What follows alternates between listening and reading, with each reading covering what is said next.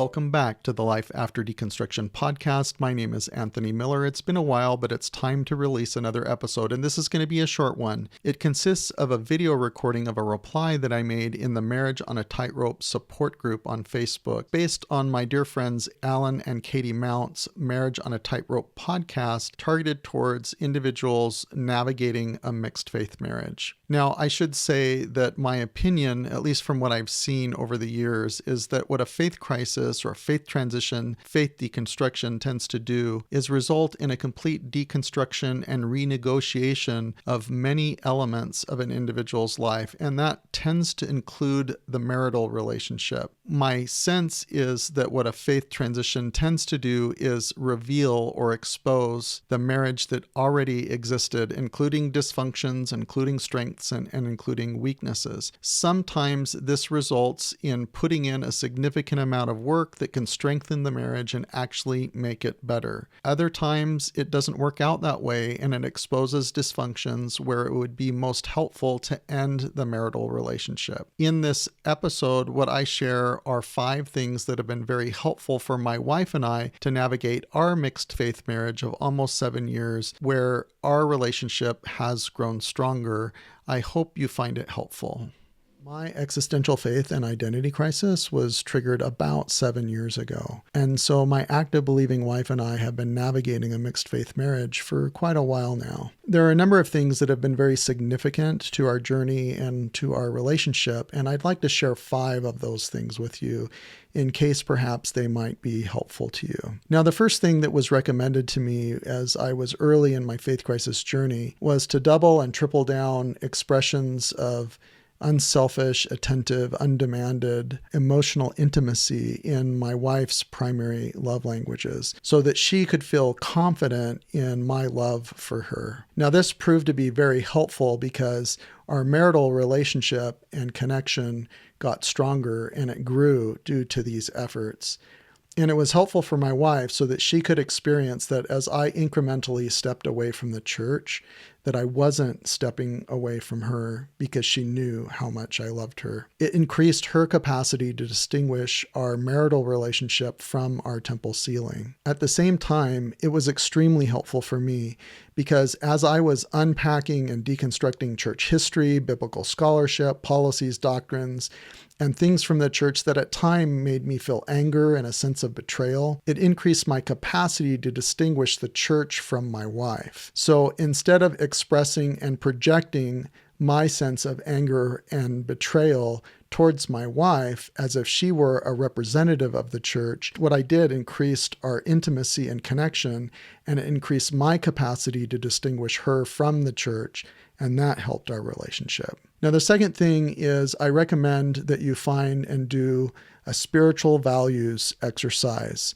or something similar as a method to identify your common spiritual values, preferences, and interests, as well as your individual differentiated spiritual values, preferences, and interests. What we found for us is that we enjoy things together like listening to the On Being podcast with Krista Tippett, books from Brene Brown, things about Buddhism like from Jack Kornfield and Eckhart Tolle, things about faith and growth like from Brian McLaren, or other similar things that we enjoy together. Now, I'll listen to, read, and consume my own things that help me and give me an opportunity to thrive and grow. And my wife does the same thing. She has her own things. And then we have our shared things that we do together, shared interests and shared topics. We both experience a sense of spirituality and connection, for example, in charitable work or in service to others.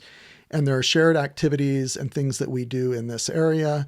And then we each have our own differentiated things. We also experience spirituality in nature. We enjoy hiking, camping, things like that as well. Now, the third thing is I want you to think about black licorice as a metaphor. My wife loves black licorice and I can't stand it. I think it's awful. But neither of us experience any sort of emotional or spiritual turmoil or pain over our differentiated preferences for black licorice. Of course, there are beliefs that we each as human beings hold that we enmesh and entangle with our individual egos and our personal senses of identity, things that go way beyond our preferences regarding black licorice. And it can be very painful to disentangle those things, and it can be very painful to experience differentiation in those kinds of things.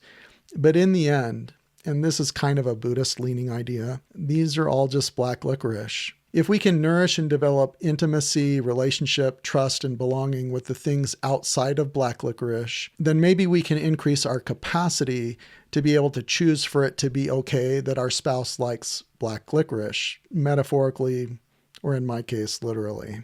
Now, the fourth thing is to talk about your biggest and deepest fears with each other so that you can face them together and not catastrophize them individually. My wife's fears included that if I could somehow change how I felt about the church, which I deeply loved and was deeply enmeshed with my personal sense of identity and being, that I could also change how I felt about her. She also feared that as I developed emotional and spiritual intimacy with others who were on the same journey as I was, including women in support communities with other people navigating a faith crisis, that there would be a risk that she might lose me to another person. Another fear of hers included that as I renegotiated and reconstructed behavioral and moral boundaries, that there could be problems for our marriage, such as infidelity or problematic alcohol use.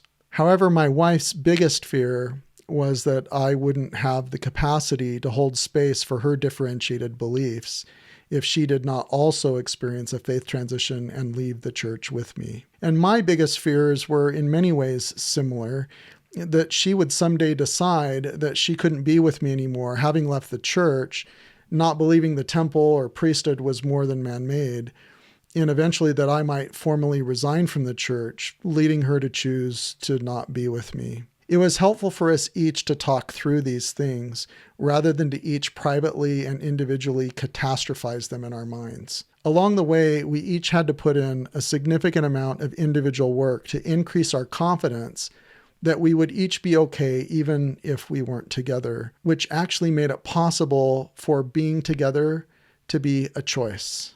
Finally, we've accepted that there are some things that just aren't okay, and which probably will never be okay. It will probably never be okay for my wife that I left the church and that I speak publicly about it. And it will probably never be okay for me that she's made a conscious choice to not study and deconstruct the same things that I chose to deconstruct. But we both choose to be together. We want to be together. We choose us. And maybe it's a Buddhist type principle of choosing to live in ambiguity and in uncertainty. But rather than trying to make okay what isn't okay, we accept the not okay things in each other. And we choose for it to be okay that these not okay things exist because we choose us. We acknowledge the individual autonomy and the individual choices that we have each made. Unselfishly and attentively striving to express love and emotional intimacy in each other's primary love languages, clearly communicating to each other boundaries, talking together about our greatest fears, nourishing our shared spiritual languages while also individually growing and thriving in differentiated ways, and making the choice that we choose us and for it to be okay that not okay things exist. Together, these things have made a difference. I can tell you, and she would tell you as well, that our marriage and mutual trust and intimacy is the strongest that it has ever been in our over 32 years of marriage.